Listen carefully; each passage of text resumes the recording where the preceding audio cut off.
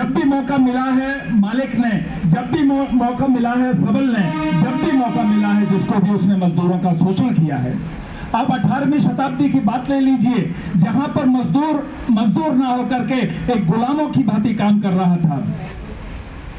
लेकिन हम जिंदा हैं, हम मशीन हैं। मनुष्य कभी ना कभी उखड़ करके खड़ा होता है। जब मजदूरों ने देखा कि उनके ऊपर अत्याचार की एक पराकाष्ठा हो गई है, तो 1866 का वो 1 मई का दिन शिकागो में लोग निकल के बाहर सड़कों पर आए, अपने अधिकार के लिए बात की। और हेम्फेयर स्क्वायर पर जो 4 तारीख को 4 मई का दिन था, वहां पर जिस तरीके से गोलीबारी और दमन का काम हुआ, लेकिन उसका परिणाम नतीजा ये निकला कि आज जो हम 8 घंटे की नौकरी कर रहे हैं वो 1866 में हमारे मजदूरों के बलिदान का परिणाम है। 3 सूत्री कार्यक्रम पर उस दिन समझौता हुआ।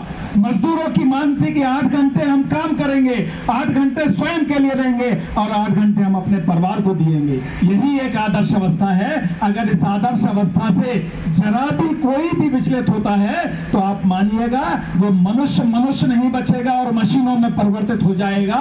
और वर्तमान नीति निर्माता हमको मशीन बनाना चाहते हैं। निर्णय आपको करना है। हमारा महामंत्री संघर्षरत है। आप मनुष्य बने रहें, आप व्यक्ति बने रहें, आप मशीन में परिवर्तित ना हो।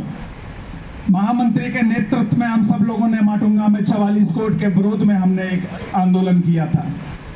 साथियों, ये संख्या का विषय नहीं है कि हमारे 44 कोड घटा करके 4 कोड कर दिए गए। अरे आप 1 कोड कर देते, लेकिन अगर वो कोड हमारे लेबर के फेवर में होता तो यहां पर खड़े होकर हम उसके समर्थन में खड़े हो जाते।